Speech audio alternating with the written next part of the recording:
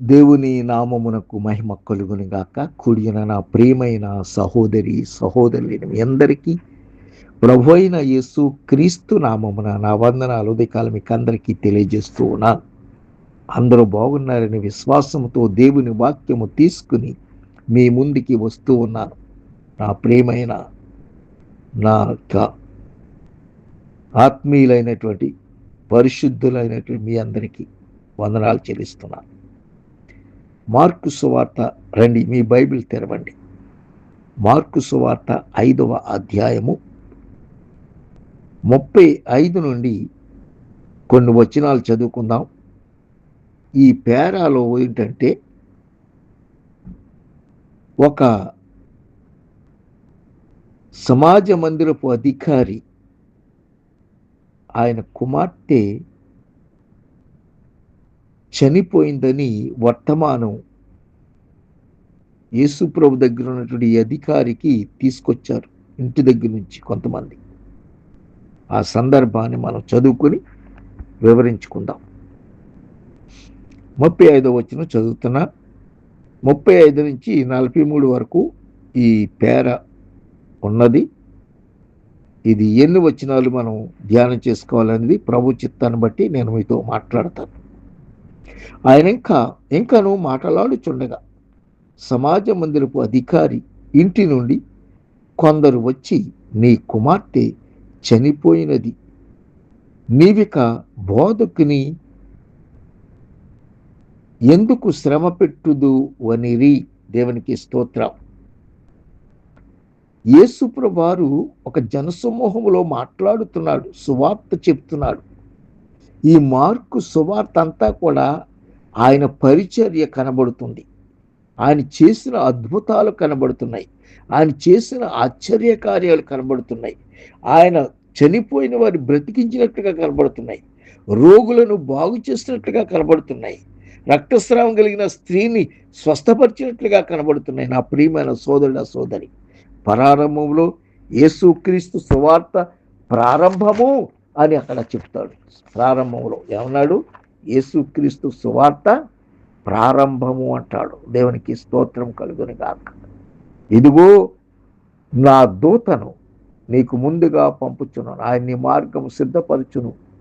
ప్రభు మార్గము సిద్ధపరచుడి, ఆయన త్రోవ సరళము చేయడని అరణ్యములు కేకవేయుచున్న ఒకని శబ్దము అని మరి ప్రారంభం నుంచి మనం చూస్తాం. దేవుని కుమారుడైన యేసుక్రీస్తు సువార్త ప్రారంభము. దేవునికి స్తోత్రం. ఈ 5వ అధ్యాయానికి వచ్చేటప్పటికి ఇక్కడ ఈ 5వ అధ్యాయంలో మరి ఇక్కడ చాలా మనం చూసాం. అనేక స్వస్థత కార్యాలు ఈ అధ్యాయంలో మనం చూస్తూ ఉన్నాం. కాబట్టి ఈరోజు ఇక్కడ చూసినప్పుడు యేసుప్రభు వారు ఆయన బోధిస్తూ ఉన్నప్పుడు, సమాజ మందిరములో ఆయన సువార్త చెప్తూ ఉన్నప్పుడు, ఆ సమాజపు అధికారి, మందిరపు అధికారి ఆయన ఇంట నుండి కొందరు వచ్చారు. వచ్చి ఆయనకి వర్తమానం తీసుకొచ్చారు. అయ్యా, నీ బోధకుని బాధ పెట్టొద్దు, ఎందుకంటే మరి నీ కుమార్తె చనిపోయింది, ఇంకా ఆయన బాధ పెట్టొద్దు, ఆయన మనం తీసుకెళ్ళొద్దు ఇంటికి అన్నట్టుగా వాళ్ళ యొక్క ఆ సమాజ మందిరపు యొక్క అధికారి ఆయన ఇంటి దగ్గర నుంచి వచ్చి ఈ వర్తమానం తీసుకొచ్చినప్పుడు వాళ్ళు చెప్పారు, నీవిక బోధకుని ఎందుకు శ్రమ పెట్టుదు అనిరి. యేసు వారి చెప్పినది లక్ష్య పెట్టక, దేవునికి స్తోత్రం. యేసు వారు చెప్పిన మాట లక్ష్య పెట్టక, భయపడకుము, నమ్మిక మాత్రముంచుమని సమాజ మందిరపు అధికారితో చెప్పి. దేవునికి స్తోత్రం. వాళ్ళు తీసుకొచ్చారు వర్తమానం. యేసయ్య కూడా విన్నాడు. యేసయ్య విన్నప్పుడు ఆ యొక్క సమాజ మందిరపు అధికారితో చెప్తున్నాడు. యేసయ్య ఏం చెప్తున్నాడు?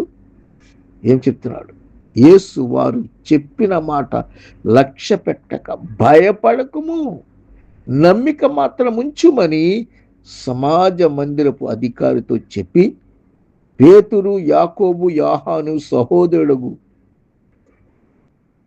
యోహానును అను వారిని వెంటబెట్టుకొని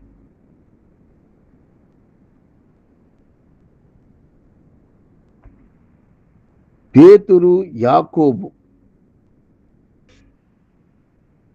మరి యొక్క యాకోబు సహోదరుడు యోహాను ఏమండి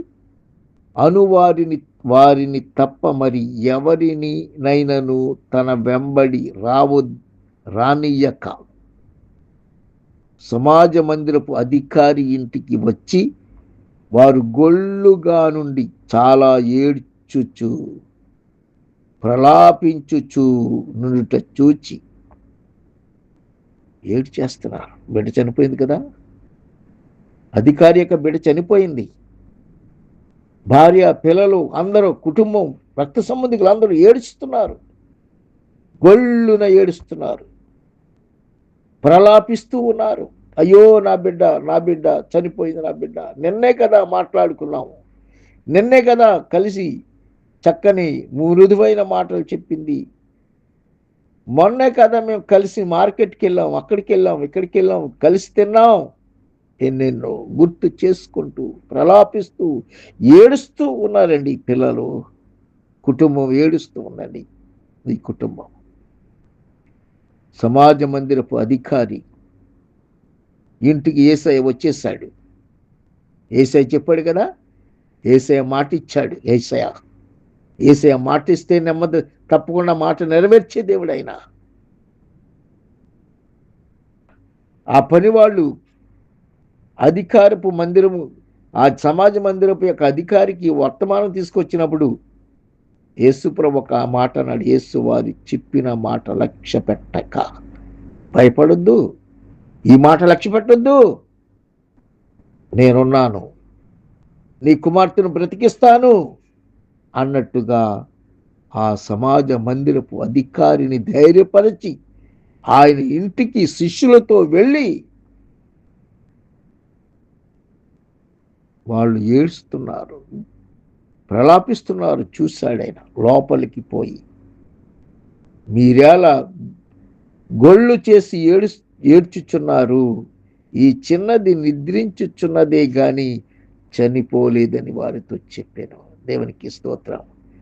ఈ అమ్మాయి చనిపోలేదండి, ఈ అమ్మాయి నిద్రలో ఉంది, ఈ అమ్మాయి నిద్రిస్తుంది, ప్రాణం పోలేదు సుమా, నిద్రలో ఉంది ఆమె. నిద్ర ఉండి మేలుకొలుపుతాను నేను. లాజరును నిద్ర ఉండి లేపాను కదా, సమాధిలో ఉండి లేపాను కదా, మరి ఈ అమ్మాయి నిద్రపోతుంది, అంతకంటే ఈజీగా లేపుతాను నేను. లాజరు అయితే చనిపోయి 4 రోజులు ఉన్నాడు, కానీ ఈ అమ్మాయి అయితే నిద్రపోతుంది. నిద్రపోయేవాడిని లేపడం ఎంత సులువు, నిద్రపోయేవాడిని లేపడం సులువని యేసయ్య అక్కడ నిరూపించటానికి ఆయన చెప్తున్న మాట,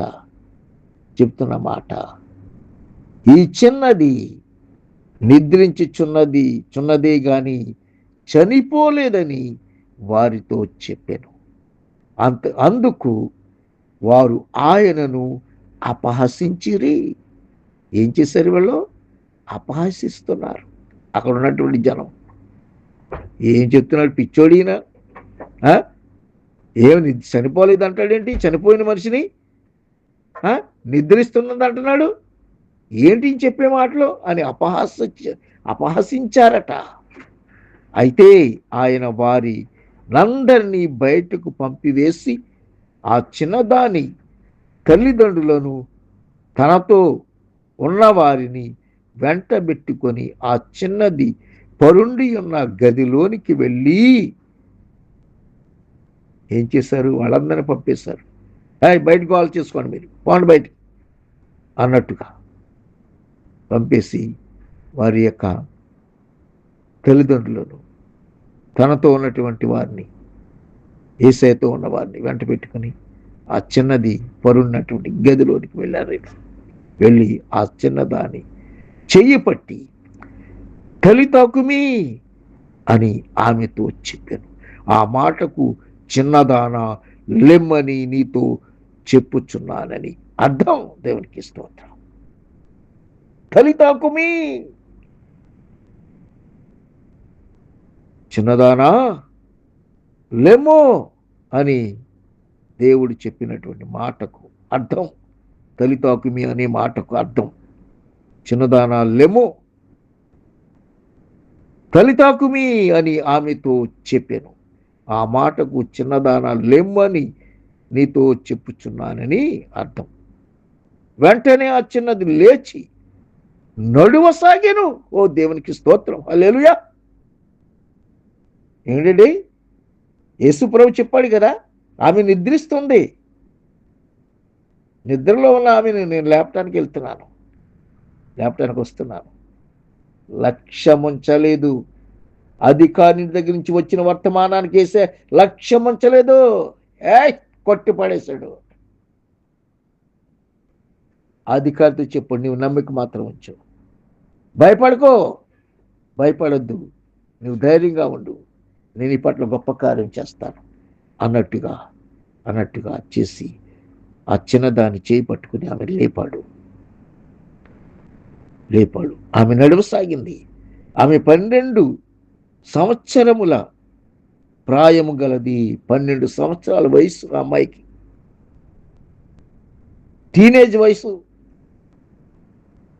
వెంటనే వారు బహు విస్మయముందిరి, బహు ఆశ్చర్యపడిపోయి, ఏంటి చనిపోయిన వాళ్ళు లేపేస్తున్నాడు ఏంటి, ఎవరండి ఈయన?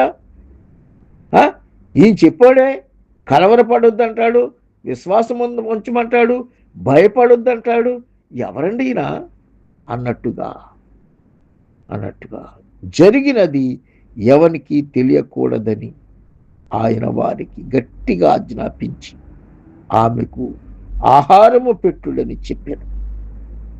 ఆమెను బ్రతికించేశాడు.